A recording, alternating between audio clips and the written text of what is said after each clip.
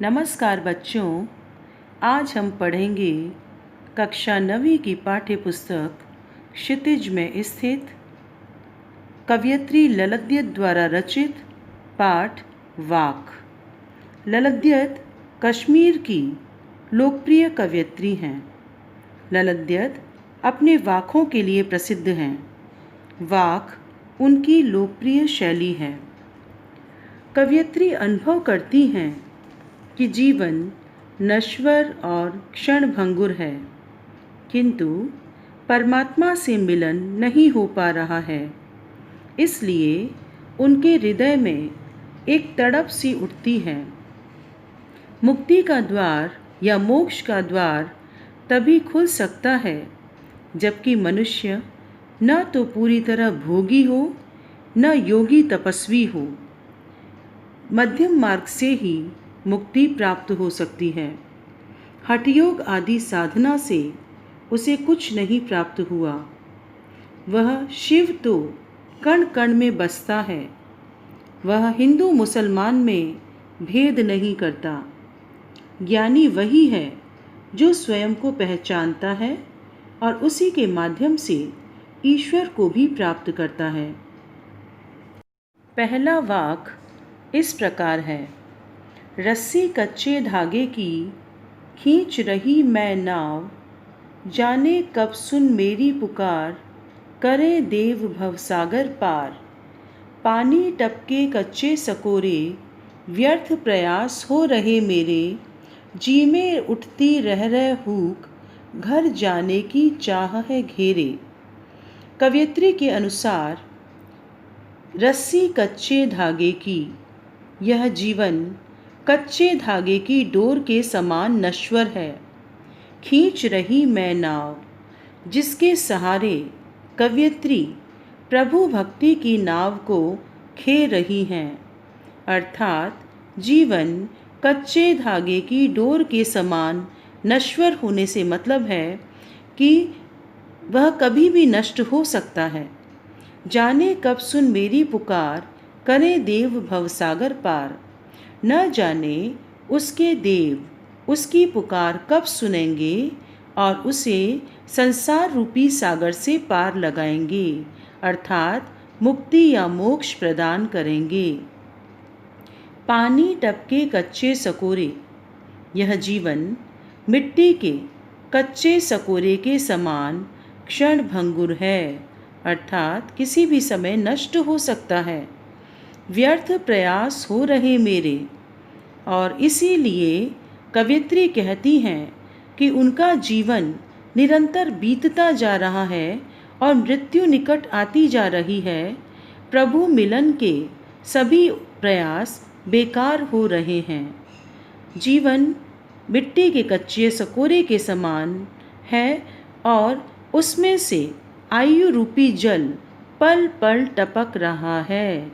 इस कारण से कवयित्री के मन में रह कर एक तड़प उठती है। जी में उठती रह हूक। कवयित्री के हृदय में रह कर एक तड़प उठती है। घर जाने की चाह है घेरे कि वह कब अपने प्रभु से मिलेंगी। अब वह अपने घर अर्थात ईश्वर से मिलन को जाना चाहती हैं। कवयित्री परमात्मा को पाने के लिए लगातार प्रयास कर रही हैं, किंतु मिलन नहीं हो पा रहा है। इसलिए उनके सारे प्रयत्न बेकार हो रहे हैं। कवयित्री जीवन जीने के साधनों को कच्चे धागे की डोर के समान क्षणभंगुर कह रही हैं। नाव प्रभु भक्ति के लिए प्रयुक्त हुई है, रूपक अलंकार है। रह में पुनरुक्ति प्रकाश अलंकार है। घर परमात्मा के लोक का प्रतीक है। अगला वाक इस प्रकार है। खा खाकर कुछ पाएगा नहीं, न खाकर बनेगा अहंकारी। सम खा तभी होगा समभावी, खुलेगी साकल बंद द्वार की। शब्दार्थ पर ध्यान देंगे। खा खाकर कुछ पाएगा नहीं, खाने से तात्पर्य है यहाँ पर भोग करना। अहंकारी अर्थात घमंडी। सम खा अर्थात अंतःकरण और बाह्य इंद्रियों पर नियंत्रण रख। समभावी अर्थात समानता की भावना रखने वाला। साकल अर्थात कुंडी।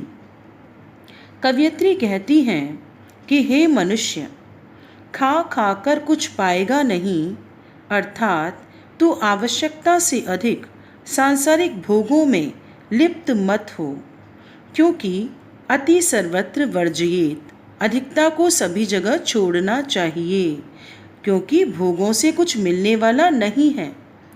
न खाकर बनेगा अहंकारी, लेकिन भोगों का पूर्णतया त्याग भी मत कर, क्योंकि इससे मन में अहंकार उत्पन्न होगा। सम खा तभी होगा समभावी। भोग और त्याग में उचित संतुलन रख। इंद्रियों पर उचित नियंत्रण रखकर मध्यम मार्ग अपनाकर चल, खुलेगी साकल बंद द्वार की। इसी सम मनोदशा में प्रभु प्राप्ति के बंद द्वार खुलेंगे और तेरा प्रभु से मिलन होगा। भोग पर संयम रखने से और तपस्या का जीवन जीने से मनुष्य स्वयं को बड़ा त्यागी महात्मा समझने लगता है। इससे उसके मन में अहंकार का जन्म होता है। सम खाने का आशय है भोगों पर उचित संयम रखना, अर्थात न तो भोग से दूर रहना, न ही उसमें लिप्त रहना, बल्कि उचित भोग करना। अगला वाक इस प्रकार है। आई सीधी राह से गई न सीधी राह, सुषुम सेतु पर खड़ी थी, बीत गया दिन आह। जेब टटोली कौड़ी न पाई, माझी कोदूं क्या उतराई। कवयित्री कहती हैं कि मैं आई तो सीधी राह पर थी, किंतु चल पड़ी उल्टी राह पर। आशय यह है कि कवयित्री परमात्मा प्राप्ति के पथ पर ठीक ही आई थी, किंतु उन्होंने गलती से हठ योग का मार्ग पकड़ लिया।